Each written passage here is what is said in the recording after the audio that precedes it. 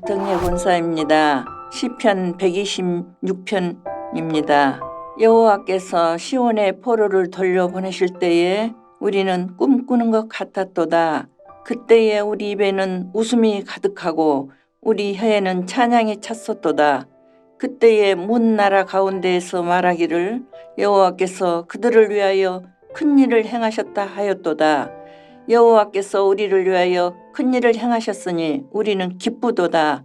여호와여 우리의 포로를 남방 시내들 같이 돌려보내소서. 눈물을 흘리며 씨를 뿌리는 자는 기쁨으로 거두리로다. 울며 씨를 뿌리러 나가는 자는 반드시 기쁨으로 그 곡식단을 가지고 돌아오리로다. 하늘에 계신 우리 아버지여, 이름이 거룩히 여김을 받으시오며 나라가 임하옵시며 뜻이 하늘에서 이룬 것 같이 땅에서도 이루어지이다. 오늘날 우리에게 일용할 양식을 주옵시고 우리가 우리에게 죄 지은 자를 사하여 준 것 같이 우리 죄를 사하여 주옵시고 우리를 시험에 들게 하지 마옵시고 다만 악에서 구하옵소서. 대개 나라와 권세와 영광이 아버지께 영원히 있사옵나이다. 아멘.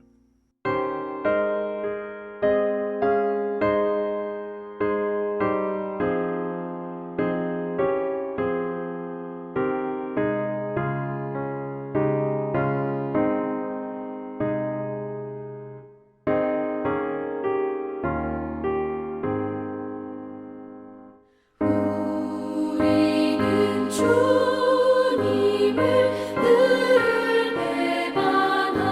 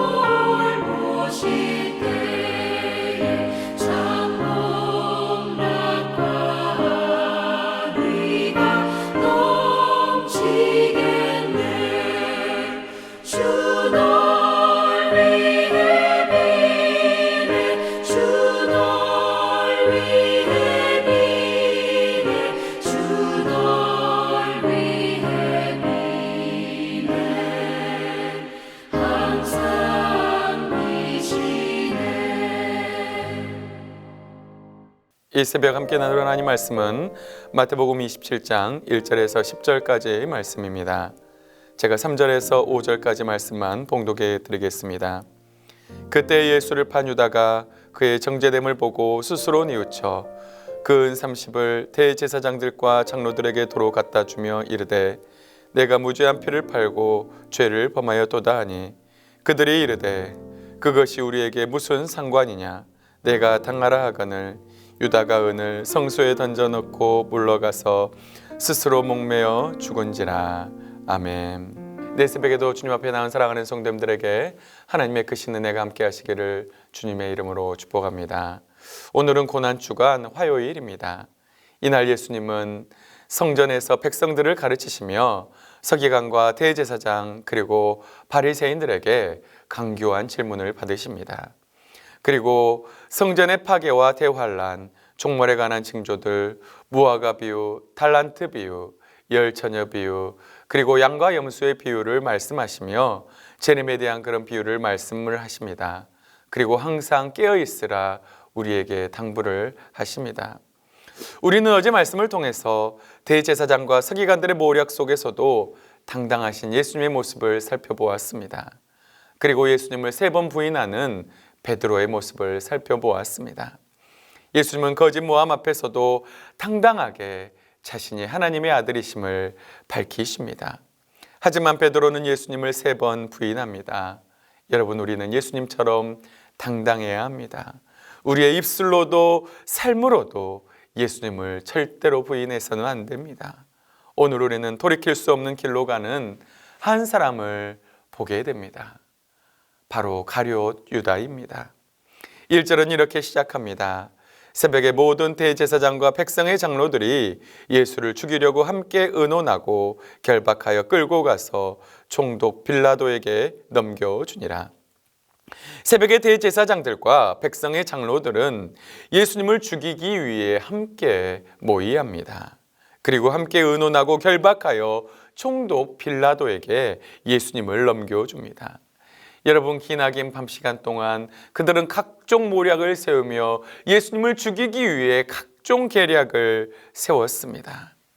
그리고 모든 거짓 증거들을 찾습니다. 그리고 신성모독의 판결을 내립니다. 악인들은 밤새 내내 이런 악한 계략들을 세웁니다. 그리고 신성모독 판결을 결국에는 내립니다. 유대법정에서 신성모독은 사형에 해당하는 그런 죄였습니다. 하지만 유대인들에게는 사형을 내릴 권한이 없었습니다. 그리고 로마 법정에 넘겨줘도 예수님의 죄목은 사형에 해당하는 그런 죄가 아니었습니다. 그러하기에 그들은 밤새 예수님을 죽이기 위한 계략을 이처럼 세웁니다. 악인들이 이렇게 계략을 세우지만 여러분, 결국 이 모든 것은 하나님의 뜻이었습니다. 하나님은 예수님을 이들의 손에 넘겨주기로 뜻을 하셨습니다. 하나님이 예수님을 이들의 손에 넘겨주지 않으셨다면 그들이 무슨 계략을 세운들 그들의 뜻은 이루어지지 못했을 것입니다. 하지만 이 모든 것은 하나님의 뜻이었습니다. 인류의 모든 죄를 지고 예수님을 죽이기 위한, 예수님을 십자가에 못 박기 위한 바로 하나님의 뜻이었습니다.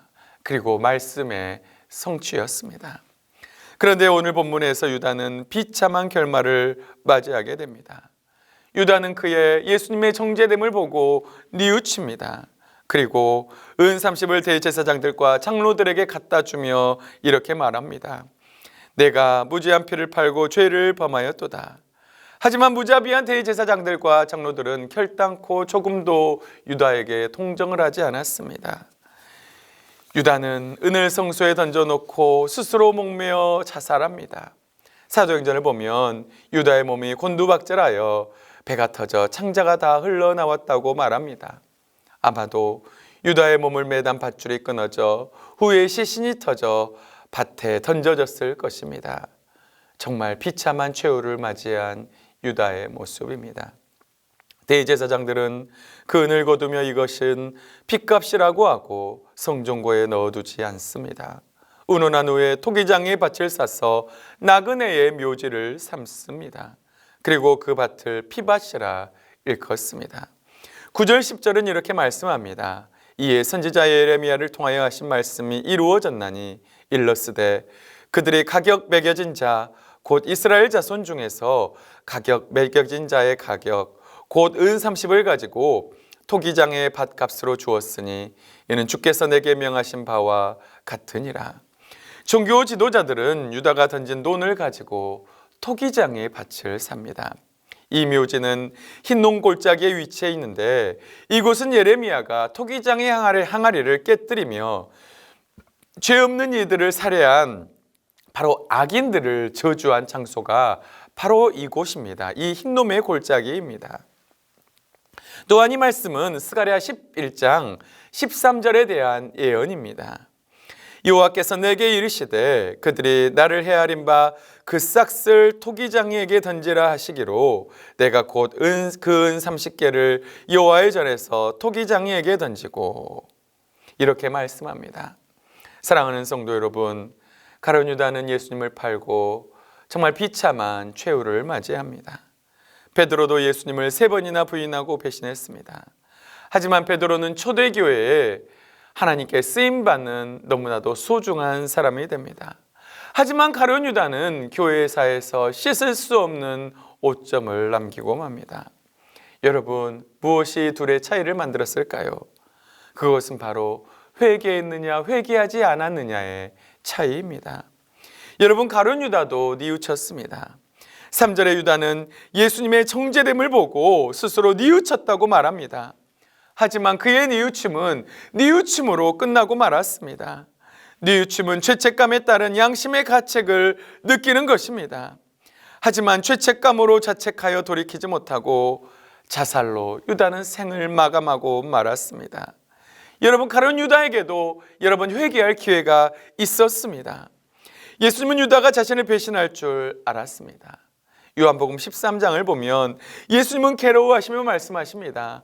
내가 진실로 너희에게 이르노니 너희 중 하나가 나를 팔리라. 사도 요한은 누가 예수님을 팔 것인가 물어봅니다. 예수님, 누가 예수님을 팔까요? 그때 예수님은 요한에게 이렇게 말씀하십니다. 내가 한 조각을 적셔다 주는 그니라. 그리고 떡 한 조각을 가룟 유다에게 줍니다. 여러분, 조각을 받은 후에 사탄이 유다에게 들어갑니다. 예수님은 유다에게 알 수 있게 말씀하셨습니다. 떡 조각을 주시면서 유다야, 바로 내가 나를 팔 사람이다. 나는 내가 돌이키기를 원한다. 하지만 유다는 돌이키지 못했습니다. 여러분, 유다가 예수님을 판 것은 자신의 기대에 부합하지 않았기 때문입니다. 예수님의 능력으로 로마를 정복하여 하나님의 나라로 만들 것이라는 유다의 기대에 예수님이 부합하지 않았기 때문입니다. 결정적으로 유다가 회개하지 못한 것은 그에게 사탄이 들어갔기 때문입니다. 여러분, 사탄에게 사로잡히니 회개하고 싶어도 유다는 회개할 수가 없었습니다. 여러분, 그래서 회개하는 것도 하나님의 은혜입니다. 하지만 베드로는 어떻습니까? 26장 75절은 이렇게 말씀합니다. 이에 베드로가 예수의 말씀에 다 굴기 전에 내가 3번 나를 부인하리라 하심이 생각나서 밖에 나가서 심히 통곡하니라. 베드로는 예수님을 부인한 후에 예수님의 말씀이 떠올라 밖에 나가서 심히 통곡했습니다. 자신의 죄악을 회개하고 철저하게 베드로는 회개했습니다. 사랑하는 성도 여러분, 우리는 연약한 인간인지라 실수할 수가 있습니다. 넘어질 때가 있습니다. 죄를 지을 수가 있습니다. 하지만 하나님은 우리가 돌이키기를 원하십니다. 여러분, 회개라고 하는 것은 돌이키는 것입니다. 나의 잘못에서 돌이켜 새로운 출발을 하는 것입니다. 베드로와 같이 넘어졌다 할지라도 다시 일어나서 다시 돌이켜서 하나님이 원하시는 뜻으로 가는 것, 여러분, 바로 그것이 회개입니다. 하나님은 바로 우리가 이렇게 새 출발하기를 원하십니다. 십자가 앞에 나가기를 원하십니다. 베드로는 하나님 앞에서 자신의 잘못을 철저하게 눈물로 회개하며 통곡했습니다. 시편 51편 17절은 이렇게 말씀합니다. 하나님이 구하시는 제사는 상한 심령이라.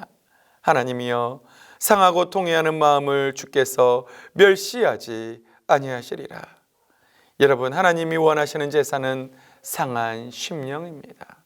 하나님은 상하고 통회하는 마음, 우리가 가슴 찢으며 회개하고 하나님 앞에 흘리는 눈물을 결단코 외면하지 않으십니다. 하나님 앞에서 여러분의 잘못을 철저하게 회개하며 눈물로 고백할 수 있는 여러분들 될 수 있기를 간절히 축복하며 기도합니다. 사랑하는 성도 여러분, 저는 오늘 말씀을 통해서 유다의 비참한 최후를 살펴보았습니다. 자신의 스승을 팔고 유다는 차살로 비참하게 생을 마감합니다. 예수님의 예언처럼 차라리 태어나지 아니하였으면 좋을 뻔한 그런 사람이 되고 말았습니다. 가룟 유다는 뉘우쳤지만 회개하지 않았습니다. 하지만 베드로는 예수님을 3번 부인했지만 그는 회개했습니다. 그래야 나중에 예수님으로부터 사명을 받고 초대교회를 일으키는 귀한 사도로 쓰임받았습니다. 혹시 하나님 앞에 죄를 짓고 넘어졌습니까? 실망하지 마십시오. 우리에게 아직 기회가 있습니다. 낙심해서 그 자리에 주저앉지 마십시오. 하나님은 우리가 베드로처럼 회개하고 하나님 앞에 다시 나오기를 원합니다. 아무리 극악무도한 죄를 저질렀다 할지라도 우리가 회개하면 하나님은 넓은 품으로 우리를 다시 받아주시는 분이십니다. 이번 사순절 기간 이 주님의 은혜, 이 십자가의 은혜가 여러분에게 간절히 있기를 원합니다. 죄를 저질렀을지라도 정말로 주님 앞에서 베드로와 같이 철저히 회개하며 통회함으로 십자가의 은혜를 진심으로 체험하는 우리 사랑하는 동명의 모든 성도님들 될 수 있기를 주님의 이름으로 축복합니다. 우리 다 같이 기도하겠습니다. 살아계신 하나님 아버지, 감사합니다. 오늘 말씀을 통해서 가룟 유다의 비참한 최후를 살펴보았습니다. 하나님 아버지, 자신의 스승을 팔고 유다는 은 30을 아버지 성소에 던져놓고 스스로 목매어 죽는 그런 비참한 최후를 마주하고 말았습니다. 하나님 아버지, 하지만 베드로는 예수님을 3번 부인했지만 자신의 죄를 온전하게 회개하고 다시 돌이켜 초대교회에 하나님께 쓰임받는 그런 귀한 사도로 쓰임을 받았습니다. 하나님 아버지, 우리도 삶에서 베드로와 같이 넘어질 때가 있습니다. 하지만 우리는 결단코 유다의 전차를 밟지 않게 도와주시옵소서. 베드로와 같이 가슴을 치며 통회함으로 눈물로 나아갈 수 있도록 인도하여 주시고, 우리를 다시 받아주시는 하나님 앞에 눈물로 회개함으로 온전히 주님 앞에 회개로 나아갈 수 있는 우리의 삶이 될 수 있도록 인도하여 주시옵소서. 하나님 아버지, 이번 사순절 기간 십자가의 사랑이 우리 안에 충만하기를 원합니다. 보혈의 은혜가 우리에게 충만하기를 원합니다. 주님, 우리의 모든 죄악을 사하시고 우리의 모든 죄악을 용서하시고 우리의 매일매일의 삶에 십자가의 은혜가 우리의 가운데 충만할 수 있도록 인도하여 주시옵소서. 주님 감사합니다. 주님 사랑합니다. 예수님의 이름으로 기도합니다. 아멘.